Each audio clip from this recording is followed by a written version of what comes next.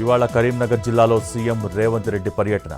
చొప్పదండిలో పలు అభివృద్ధి కార్యక్రమాలు, ప్రారంభోత్సవాలు చేయనున్న ముఖ్యమంత్రి. అనంతరం గుమ్లాపూర్లో ఏర్పాటు చేసిన బహిరంగ సభలో సీఎం రేవంత్ ప్రసంగం. నేడు సీఎం చంద్రబాబుతో deputy CM Pawan, BJP chief Madhav భేటీ. ఈ సమావేశానికి కొంతమంది మంత్రులకు కూడా ఆహ్వానం. ఇవాల్టి సమావేశం తర్వాత కీలక నిర్ణయాలు ఉండే అవకాశం.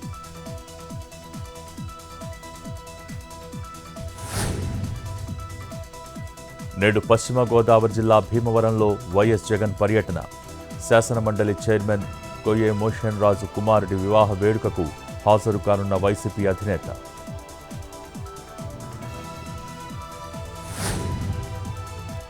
ఏపీ హైకోర్టులో మాజీ మంత్రి జోగి రమేష్ పిటిషన్.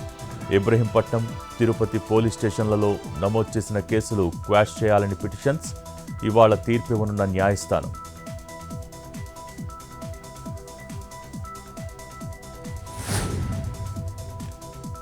పెద్దపల్లి జిల్లా మంథనిలోని ఓ చికెన్ సెంటర్లో అగ్ని ప్రమాదం. చికెన్ విక్రయిస్తుండగా ఒక్కసారిగా చెలరేగిన మంటలు. ఘటనా స్థలానికి చేరుకుని మంటల్ని అదుపు చేసిన ఫైర్ సిబ్బంది. ప్రమాదంలో సుమారు ₹1,00,000 ఆస్తి నష్టం వచ్చిందన్న షాపు యజమాని.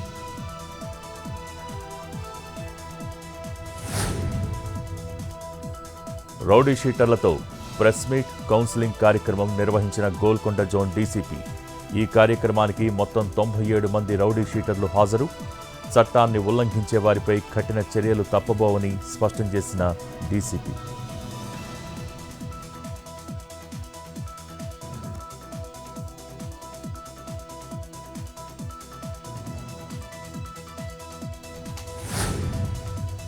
పల్నాడు జిల్లా కోటప్పకొండకు మంత్రులు ఆనం, గొట్టిపాటి. త్రికోటేశ్వర స్వామిని దర్శించుకున్న మినిస్టర్స్.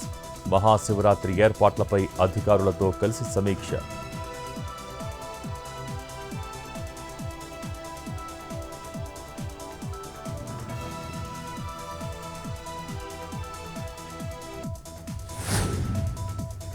గుర్తింపు మోసాలను అరికట్టేందుకు కేంద్రం చర్యలు. దేశవ్యాప్తంగా మరణించిన 2,50,00,000 మంది ఆధార్ నెంబర్ల రద్దు. ఆధార్ భద్రతకు biometric lock, face authentication features. పార్లమెంటులో వెల్లడించిన కేంద్ర మంత్రి జితిన్ ప్రసాద్.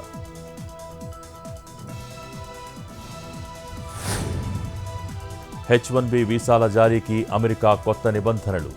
టెక్ కంపెనీలకు భారంగా విదేశీ ఉద్యోగుల నియామకం. లక్షల చదరపు అడుగుల్లో బెంగళూరులో క్యాంపస్ ఏర్పాటుకు గూగుల్ సిద్ధం.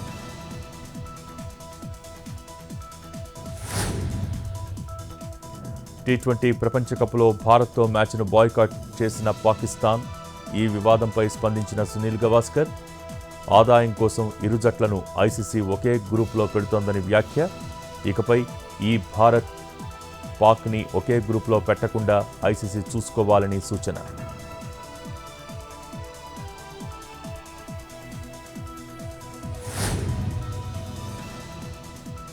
బంజారాహిల్స్ పిఎస్లో ఈషా రెబ్బా ఫిర్యాదు. తన ఇన్స్టాగ్రామ్ పోస్టులపై ఓ వ్యక్తి అసభ్యకరమైన కామెంట్స్ పెడుతున్నట్టు నటి ఫిర్యాదు. కేసు నమోదు చేసి దర్యాప్తు చేపట్టిన పోలీసులు.